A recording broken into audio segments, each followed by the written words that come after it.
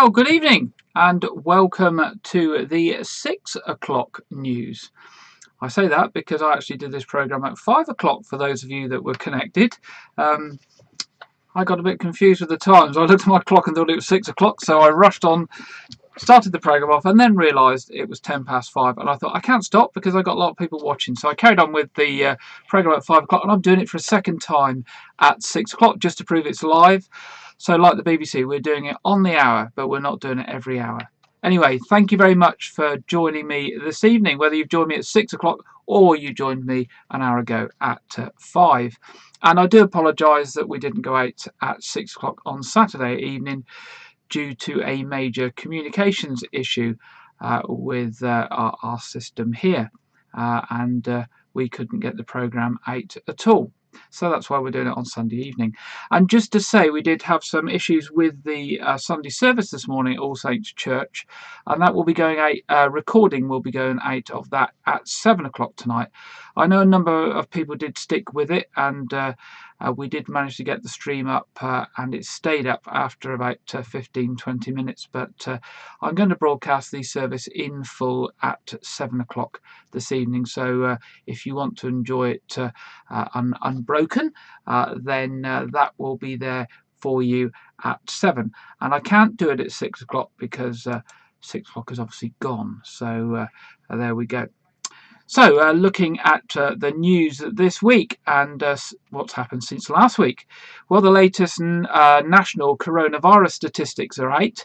And that's shown us that in the last sort of 24-hour period, 14,000 people have tested positive in the UK, and 87 people unfortunately have died, and 4,000 people are in hospital with coronavirus. If we compare that to the previous Saturday, we had 10,000 cases, 43 deaths, and 400 in hospital. So the statistics have all increased, but the one that's really increased is the 400 in hospital up to 4,000 in hospital. So that's obviously a significant change. A study by King's College London released this week has indicated, as well as the standard COVID-19 symptoms of temperature, persistent cough and loss of smell or taste, that most people will also have earlier signs of coronavirus, and that these will be signs of fatigue and headaches, and that only 9% of people don't get these earlier signs, and that's for all age groups, whether you're young or old. So what they're suggesting is if you have signs that you're concerned about, that you could call NHS 111 for advice. As long as we watch out for the signs and symptoms early, we continue to socially distance, wash our hands frequently and wear our face coverings, we'll hopefully be able to keep the virus under control. Whilst there have been some positive tests locally in the last week, we still remain one of the lowest levels in the country of coronavirus. Of course, we're all waiting for the government's announcements, and the Prime Minister will be making an announcement in Parliament tomorrow on Monday. I'm sure, like me, you will be wondering whether anything announced will affect us down on the south coast here in Weymouth, or whether it will be focusing on those with higher levels of coronavirus. And I guess we'll just have to wait and see. Looking more at our local situation, there have been significant increases in the Dorset Council area and the Bournemouth, Christchurch and Poole Council areas in the last week. It's felt that some of this increase is due to the national issue with test results and the confusion that there was the previous week, but this doesn't account for all of the rises, and they feel that the rise is significant in both Dorset and Bournemouth, Christchurch and Poole Council areas, and it is in line with the increases across the whole national picture. However, even when you put that into context, our numbers in Dorset in particular are still much, much lower than other areas of the country. And just to demonstrate that, the last 7-day period reported 93 new cases in Dorset and 265 in the Bournemouth, Christchurch and Poole area. And the way we look at these rates across the whole country is by looking at the rates per 100,000 population. In the Dorset Council area, it's currently 24.7 per 100,000 of population. In the Bournemouth, Christchurch and Poole area, it's 67 per 100,000 of population, and the national average is 118. So in Dorset, on the Dorset Council side, we're a fifth of the national average. And of course, there are many areas that are way above that national average. So if we keep safe and we follow the guidance, hopefully we can stay in that position and all stay safe and away from the virus. Dorset hospitals themselves released details on Friday to say that they had 11 patients currently in hospital being treated for coronavirus across the county. Also, several staff members and students from Bingham Valley Primary School in Littlemore, Manor Park First School in Dorchester are self-isolating after positive coronavirus cases were confirmed. And this comes only a few days after cases were also reported at Radipole Primary School.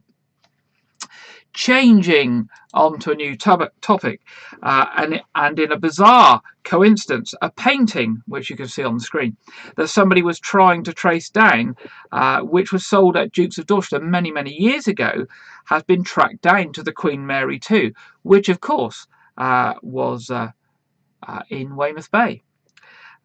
Moored in Weymouth Bay. The painting was, it's called Expect Miracles 2 by Julie Ann Scott, and the painting had been on sale in the ship's on-board gallery. And the person who's been trying to trace it has been trying to trace it for some time. And when they actually found who had bought it and where it had gone, they said, well, you won't know where it's going to be because it's on a cruise ship somewhere around the world. And when they said what the cruise ship was, they found out it was in Weymouth Harbour. Well, the buyer from Yeovil has actually now purchased the painting for £1,475 and hopes to collect it later this month. Dorset Council, in partnership with Weymouth Town Council, are carrying out works on Weymouth Beach this coming week. This is partly due to the change in beach profile caused by Storm Alex and as part of the routine management to prepare the beach for the winter period. The beach won't be shut, but heavy plant will be used on the beach to move sand, and the public are asked to stay a safe distance away from the plant. Dorset Police are investigating a burglary at a home in Weymouth and are appealing for anyone with information to come forward. The burglary occurred at a home in Knightsdale Road between 10 p.m. on Tuesday the 22nd of September and 6:45 a.m. on Wednesday the 23rd of September.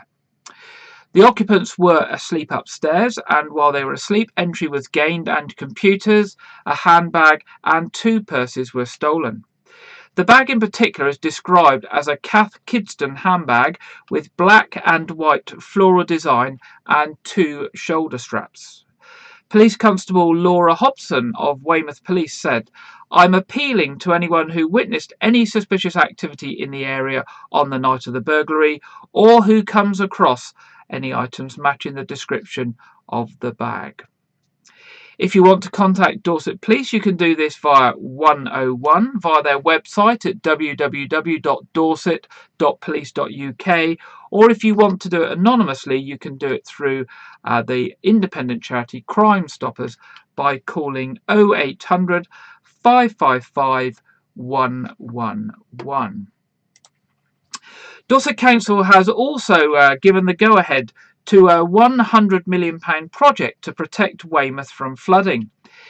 The project will be done in 3 phases, with the first phase costing around £47 million.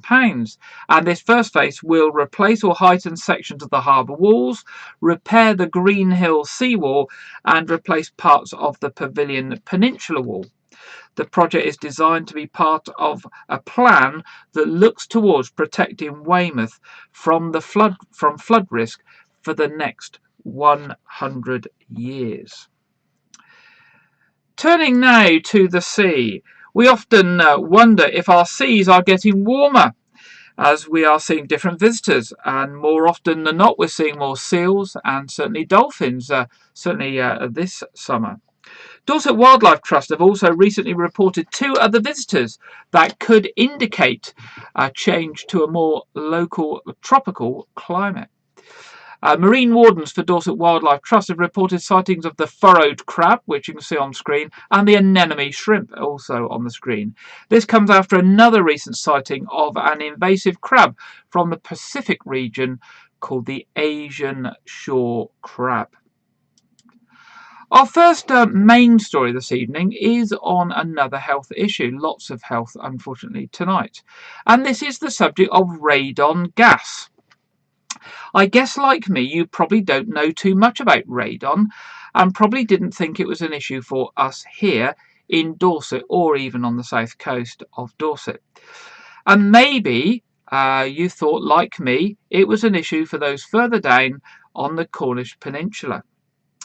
Public Health England now have an interactive map that details the levels of radon gas, or the likely levels of radon gas across the country. It has local detailed information on Dorset, which you can actually go and look at and see how it affects you. Radon is caused by the decay of small amounts of uranium that is found naturally in all rocks and soil. So it is everywhere across the country. High levels of radon can increase the risk of cancer, and the levels in rural areas are generally much higher than in urban areas. However, Public Health England says that every building contains radon, although levels are generally very low. In our area, Portland is a higher risk area for radon gas. In fact, it's the highest risk area in Dorset, with up to 10% of homes at or above the action level. Whereas Weymouth is one of the few places in Dorset where everywhere is predominantly low on the scale. Well, if you see the chart, and you'll see it in the video that's about to come up, the darker the colour, the higher the risk of radon. Public Health England have produced a nice short video to explain about radon and about the map and what it shows.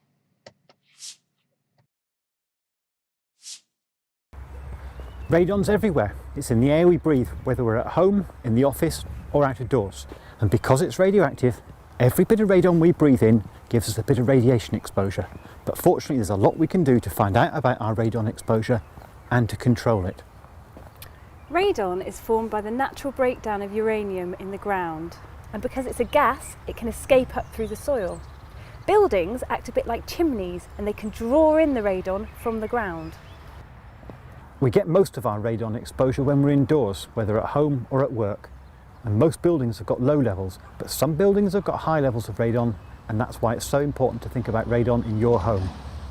Because radon is a radioactive gas, we breathe it in, and it can damage the cells in our body, particularly the sensitive cells of the lungs. If this happens, it can cause lung cancer, and every year 1,000 people die from a radon-related lung cancer. That's why it's so important to take action. Over the past 30 years, we've made radon measurements up and down the country in homes and workplaces. We've taken over 500,000 of those measurements, combined it with information about local geology to produce the radon map of the UK.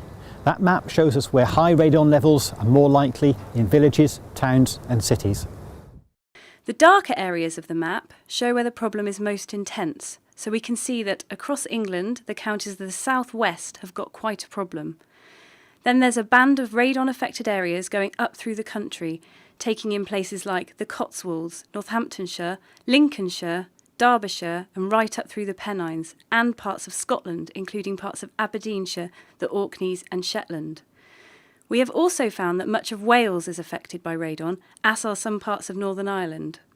When we think about measuring radiation, we think about Geiger counters clicking away. But with radon, we use a simple detector like one of these. It's about the shape and size of a biscuit, and it's made of plastic. When you measure radon in your home, you put one of these in the living room and another in the bedroom, and then you just leave them for 3 months. Then you post them back to us. When we receive them, we analyse them and we work out how much radon there is in your home. Most homes have low levels of radon, perhaps this much. If your home's got a high level of radon, maybe this much, that's 10 times more, we recommend you should do something about it. Over the years, we've found more than 50,000 homes where action was needed. So high radon levels aren't that unusual, and it's easy to get your radon fixed.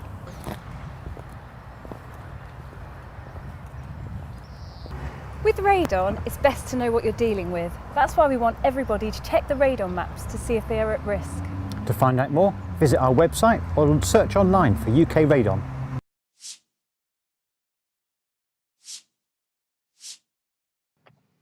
There we go. So the website, if you want to check for the risk for your area, is ukradon.org, and it's a government website, so it's obviously a reliable one. You can put your postcode in and you can see what the risk level is in your area. Also, you can obtain, if you want, a personal risk report from the same website and advice on testing, etc., as described in the video. So if you're concerned about radon, that's the thing to do. Turning to our next story, we've heard in previous weeks how the original pandemic lockdown from April and the subsequent restrictions have affected our charities. And of course, it's our charities that provide so many of our services to our local communities. On average, charities have lost 48% of their voluntary income. That's the donations that you and I give them either regularly or in street collections or at events they're organising. But interestingly, they've lost that money, but they are, or 84% of charities are, responding in some way to the coronavirus pandemic and supporting their communities. It doesn't really seem fair that we are relying on charities at this time to support us through coronavirus, but in return we're not supporting them as much financially.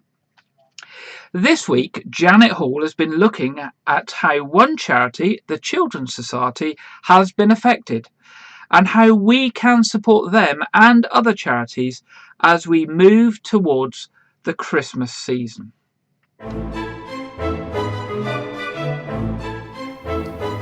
You'll remember how we've mentioned before on this broadcast how badly hit charities have been through the coronavirus. One of those badly hit is the Children's Society, whose work goes back to Victorian times. In the late 19th century, Edward Rudolph, a young Sunday school teacher and civil servant in South London, saw firsthand the brutal effects of poverty on the lives of children. When two young boys failed to turn up for his Sunday school, he went to look for them and was shocked to find them begging for food in the streets. Their father had died, leaving their mother struggling to bring up 7 children under the age of 11. And they were not alone. For if families in the Victorian times faced dire financial circumstances, they were either dependent on relations for support or lived in extreme hardship or condemned to the local workhouse. Overcrowded and offering only minimal assistance, families placed in workhouses were often separated. The young boy's family faced this situation. Rudolph decided that the Church of England ought to lead the way to help them. And he crafted a plan for a children's home and gathered a group of supporters among business people and clergy. And on the 21st of March 1881, the group took part in the founding meeting of what would become known as the Children's Society. And the work still goes on.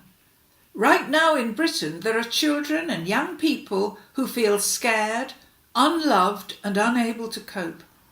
And the Children's Society works with these young people, step by step, for as long as it takes, because no child should feel alone. They help families trapped in debt, support young carers and runaways, and stop sexual exploitation. And this year, with coronavirus, the need for this help among young people is greater than ever. One way you can help charities this year is to buy your Christmas cards from them. Here is a little display of the Children's Society Christmas cards.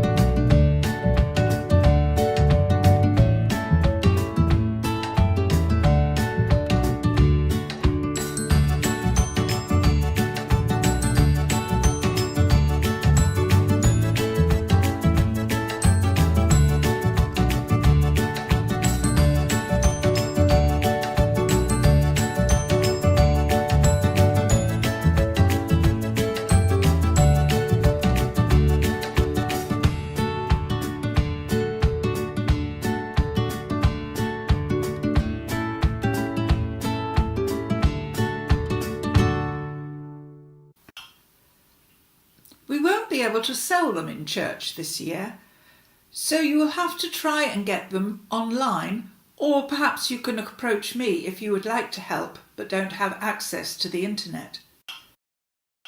This means we won't be able to sell fair trade Christmas cards either. But do go down to the shop to see a wonderful selection of cards there. Please don't stop supporting our charities this Christmas. They need us more than ever.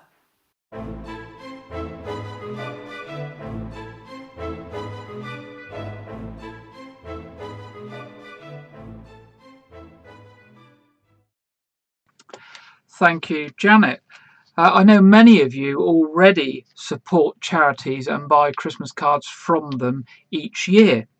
But maybe if you don't already buy charity Christmas cards, maybe this year is the time to consider it and give those charities the much needed support that they need at this time, so that they are there for you and for me. We move to that time in the programme where we celebrate people's birthdays and other celebrations, and we do have a birthday this week, so I'm going to try the dodgy jingle and see what happens.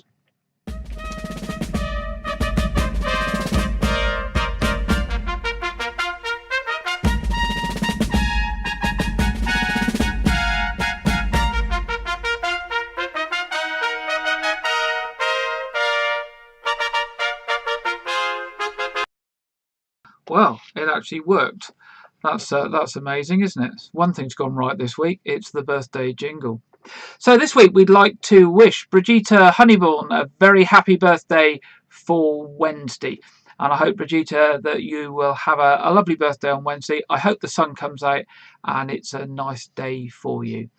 Of course, if you're celebrating a birthday or an anniversary or anything else significant that you'd like to share with us so we can wish you a happy birthday, do get in touch with us and let us know. Our third story tonight is a subject that's very close to my heart. Some of you may know that I spend my weekdays training and advising NHS staff.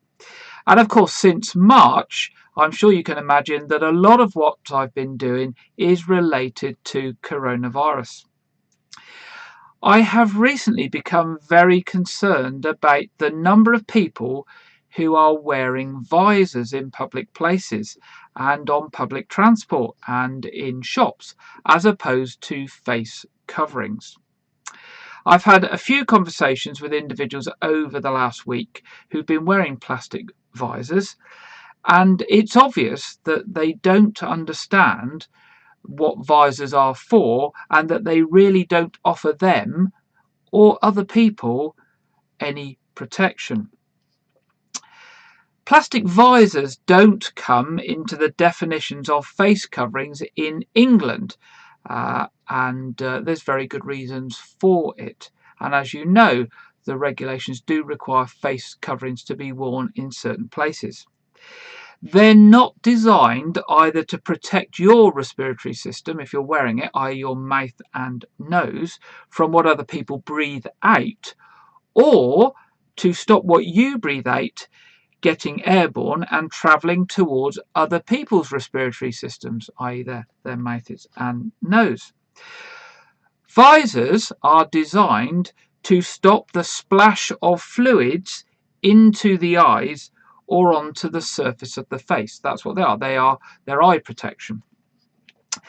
They can, however, be used in hospitals effectively, together with high standard filtering face masks, which are called FFP3 masks, to give NHS staff high levels of protection to their eyes, face and respiratory system when they are used together. To explain, when we breathe out, if we're only wearing a visor, a plastic thing in front of us, the droplets that we breathe out may travel down through the bottom of the visor because there's a big gap, or out through the sides. And they may travel many feet and towards other people. Also, when we breathe in and we draw air in from around us, if there's droplets outside the visor and we take a breath in, those droplets can travel in through the sides or under the visor and into our airways because there's some very large gaps. If we wear a face covering our mouth and nose, even if it's a homemade face covering, this stops the droplets that we breathe out getting airborne and travelling too far, and therefore not there for somebody else to breathe in. If we wear the proper surgical face masks or respirators, then that also stops us breathing in other people's droplets, which it can be in the air and very, very fine because they seal around our face and cover our mouth and nose. I'm now going to show you a little video that demonstrates this and what happens when you breathe out wearing a visor as compared to nothing at all and wearing a face covering or a face mask. 3, 2, 1.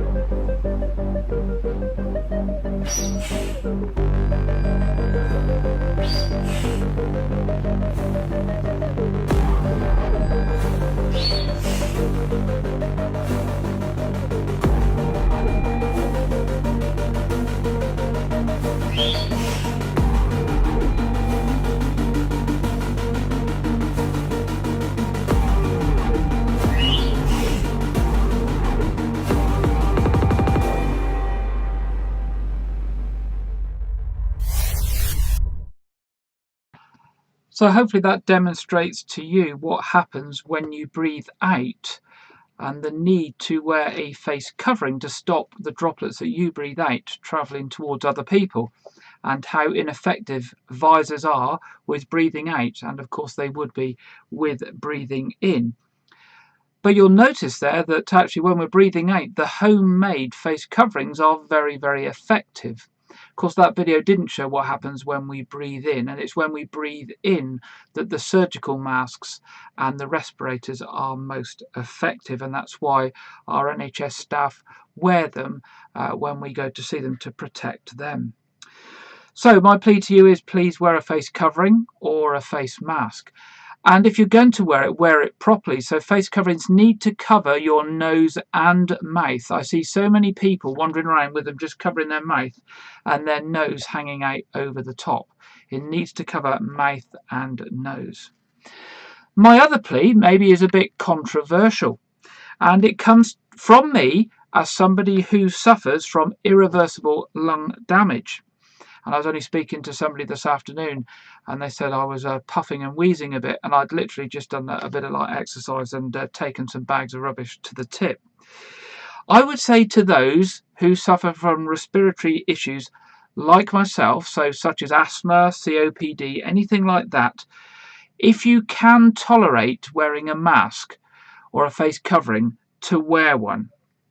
You, like me, are very, very vulnerable if you catch COVID-19, and the outcome might not be so good. I would say don't just claim a medical exemption to be different and to look special and wear it like a badge. Only claim it if wearing a mask or a face covering will make it difficult for you to breathe and make your symptoms much worse. Because the bottom line is, if you don't wear a mask or a face covering and you don't keep distance, that this virus kills, and it is killing those with underlying health problems, particularly respiratory conditions, who are most at risk. So we all need to be more careful than everybody else. That's my plea to those of you with respiratory issues who currently are not wearing a face mask or face covering, and it's only because I care about your health. Our fourth story tonight is about local schools, and of course we've got lots of schools in Wyke where I am. We've got Wyke Federation, the infants and junior schools, and of course we've got All Saints Academy, and this is about All Saints Academy, this story.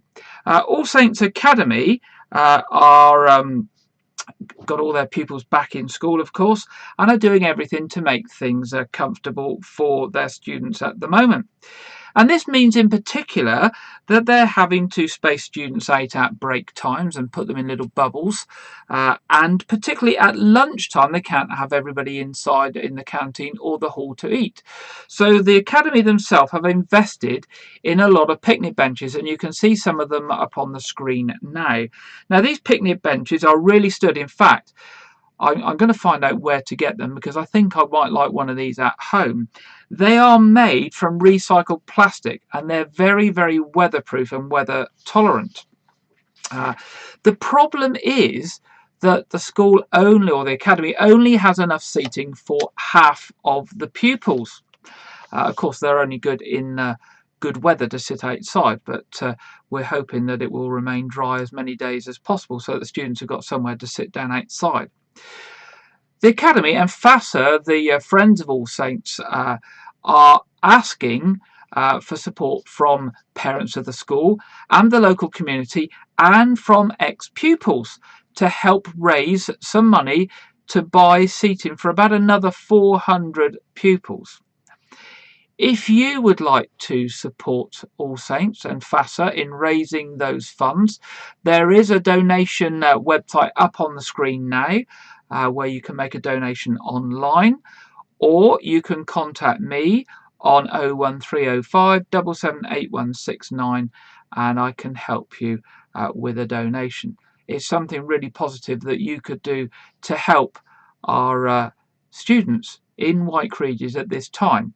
So the school have spent a lot of money on benches and other things to make the school as comfortable as possible for students at this time, but they simply don't have enough funds to buy the rest of the seating that they require. So I'll leave that donation line up for a little while I move on to the next story. We obviously live in a wonderful area here on the south coast and around Dorset, and Weymouth and Portland and the surrounding area is fantastic. We have wonderful countryside, lots of open green areas, and a fantastic coastline. Our coastline is of national and international importance and is famous the world over for fossil collecting. It's great for fossil collecting to the east in Kimmeridge, and of course they've got their Etches Collection Museum in Kimmeridge, which only opened a couple of years ago, and of course to the west we've got Charmouth and Lyme Regis, also very famous for fossil collecting. And of course fossil collecting in Lyme Regis goes back almost a couple of hundred years ago, and even on the Fleet Lagoon that goes through White Regis, that has got lots of small fossils in it. And I remember when I was a youngster the hours that I used to spend down in the Fleet collecting ammonites and belemnites, which will be mentioned in our video that we're going to see in a minute. So our video report now is going to look back at one of the famous local fossil collectors. I'm sure many of you will know that the coast around Dorset is one of the best in the country for fossils and significant in worldwide terms. I wonder how many of you, like me, have been on a fossil hunting trips at Lyme Regis, Kimmeridge, or even along the Fleet Lagoon itself. Of course, there's one really famous historic fossil collector who is known the world over. That's Mary Anning. Mary Anning was a pioneering paleontologist and fossil collector. Her lifetime was a constellation of firsts. Mary Anning was born in 1799 in Lyme Regis, Dorset. Lyme Regis is now obviously part of what is widely known as the Jurassic Coast, and discoveries are still being made to this day. The Anning family were religious dissenters, Protestants who separated from the Church of England, and very poor. Out of 9 or 10 children, only Mary and her brother Joseph survived to adulthood. Mary's father Richard was a cabinet maker and an amateur fossil collector. By the time she was 5 or 6, Mary was his fossil collecting sidekick, an otherwise unfathomable activity for Georgian girls. Richard taught his daughter how to look out for and clean the fossils they found on the beach, and often displayed and sold them from his shop. Like many women and girls in Lyme Regis at that time, Mary had little formal education. She was able to read, however, and taught herself geology and anatomy. Richard died suddenly in 1810 from tuberculosis and previous injuries. Joseph took up a post as apprentice upholsterer, and their mother Molly encouraged Mary to help pay off the family debts by selling her finds. Lyme Regis is especially rich in ammonites, which were then called Ammon's Horn, as well as belemnites, which were called Devil's Fingers. During the Napoleonic Wars, civilians were encouraged to holiday near home rather than abroad, so tourists flocked to seaside towns such as Lyme Regis. Around this time, fossil hunting was also gaining traction. This pastime was perfect for fashionable Georgians seeking to add to their cabinets of curiosities. Around 1811, when Mary was 12, Joseph found a strange-looking fossilized skull. Mary then searched for and painstakingly dug up the outline of its 5.2-metre-long skeleton.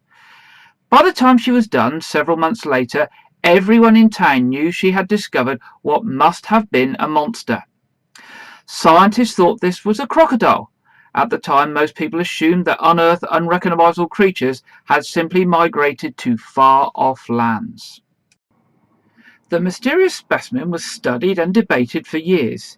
It was eventually named Ichthyosaurus, or fish lizard, though we know now it was neither fish nor lizard, but a marine reptile.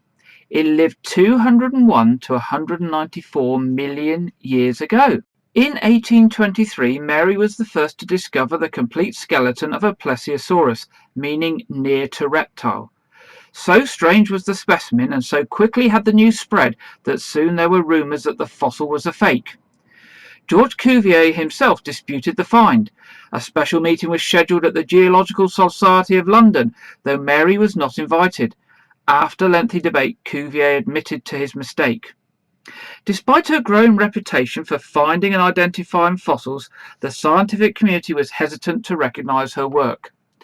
Male scientists who frequently bought the fossils Mary would uncover, clean, prepare and identify often did not credit her with discoveries in their scientific papers on their finds, even when writing about her groundbreaking Ichthyosaurus find.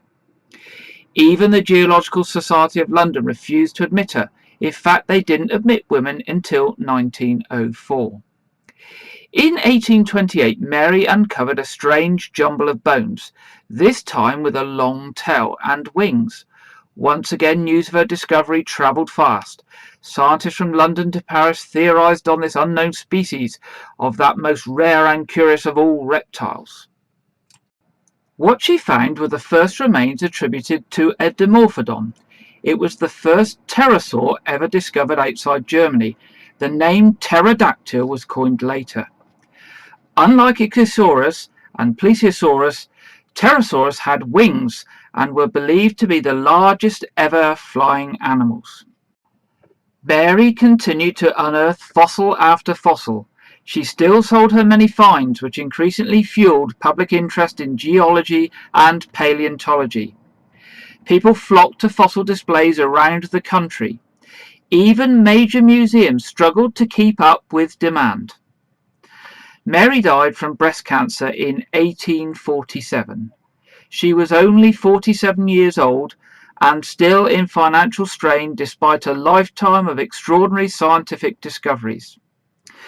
Today, the Natural History Museum in London showcases several of Mary Anning's spectacular finds, including her ichthyosaur, plesiosaur and pterosaur.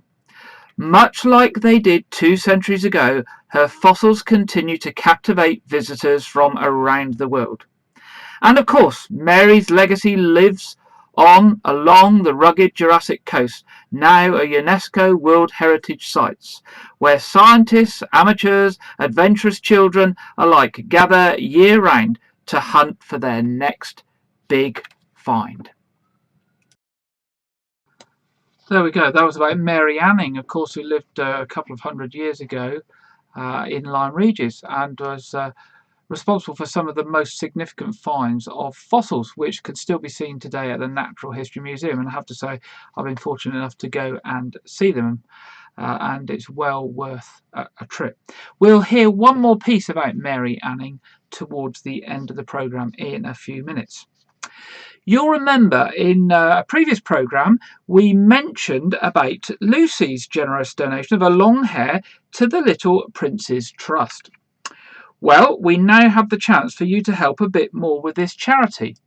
And we have a Hornby electric train set which is being offered for sale to add to the money already raised through sponsorship. It's a Hornby R1039 Flying Scotsman train set, LNER Class A1.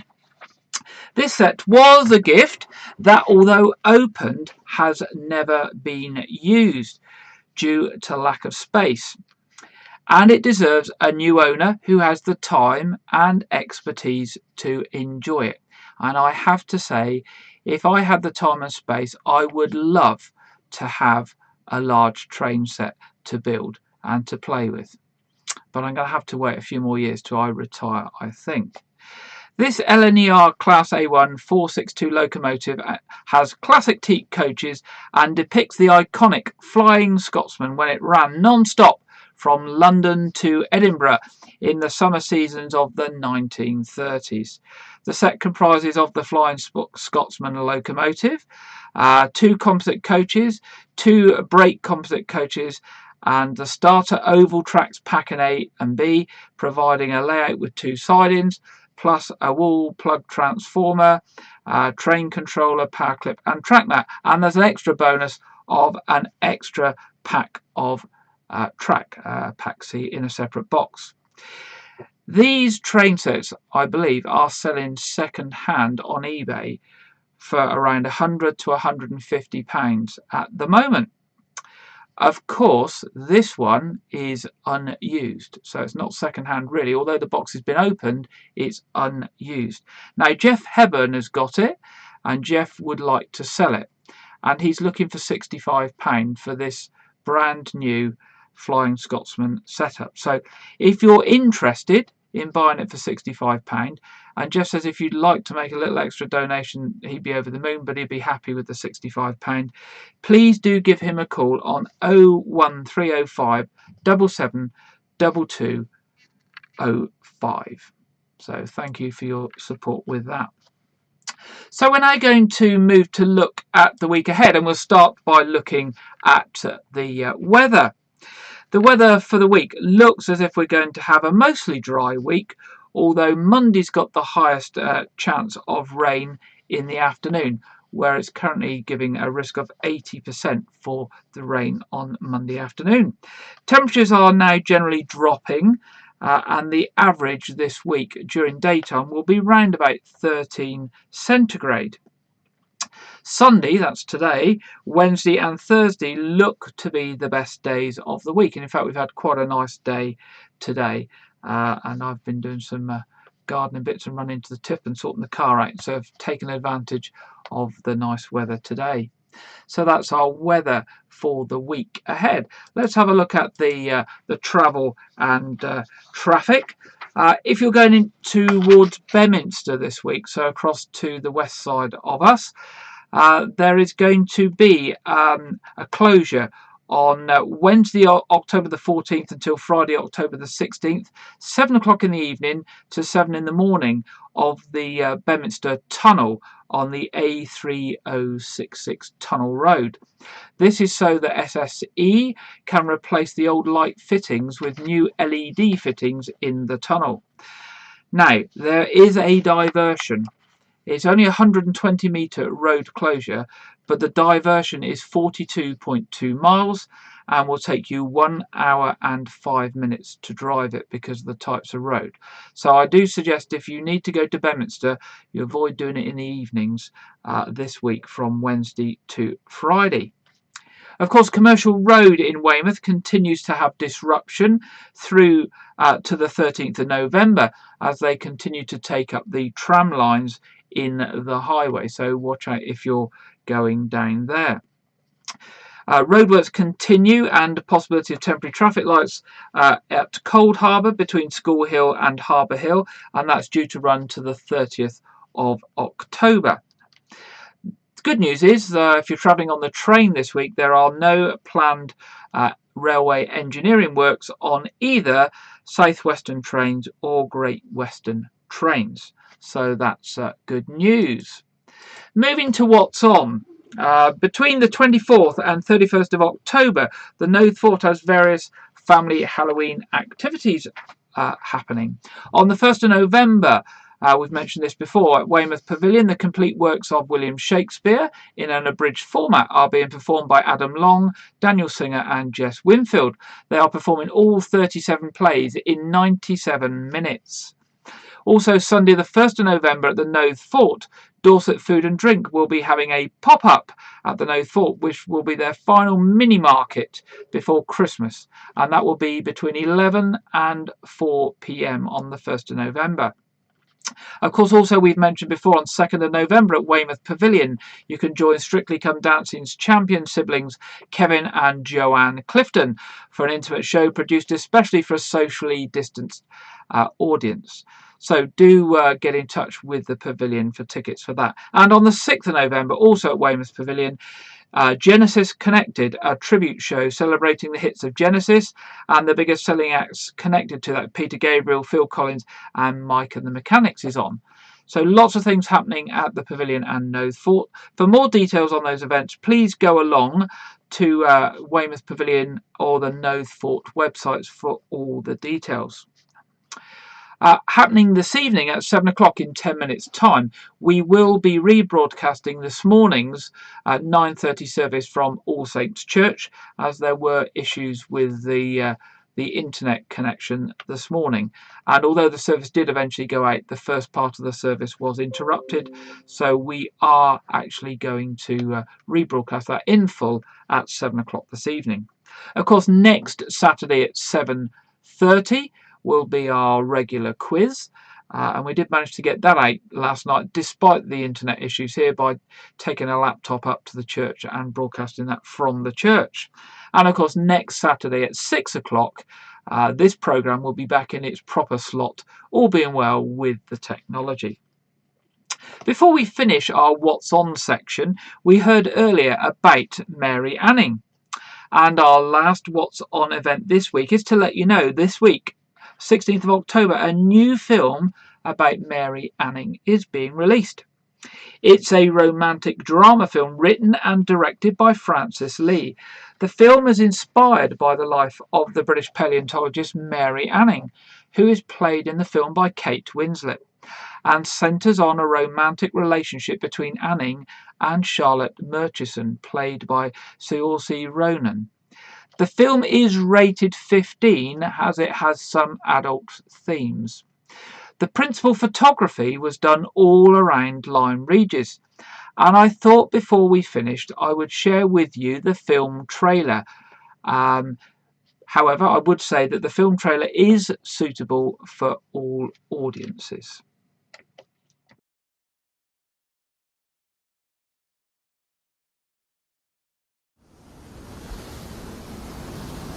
It was a sea lizard. 6 feet long. Days it took to dig it out, clean it. I was only 11 years old. It's in the British Museum. That one was special.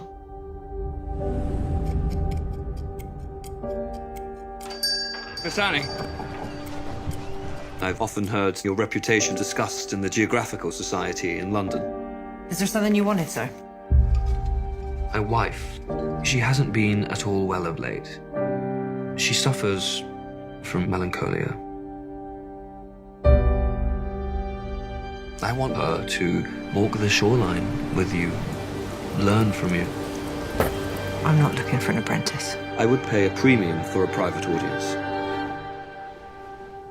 It's not easy work.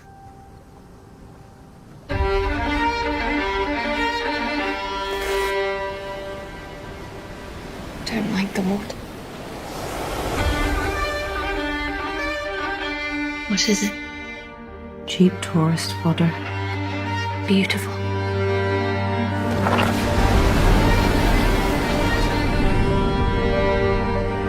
It pleases me you've struck up a friendship together. What is it? Something? Nothing?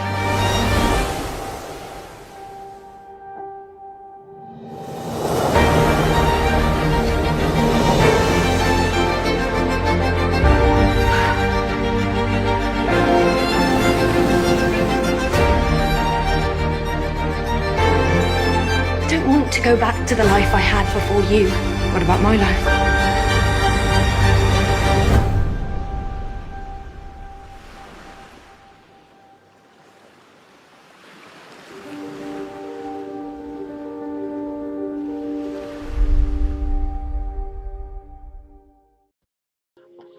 So there we are. That's the film that's released this week about Mary Anning, called, very appropriately, Ammonite.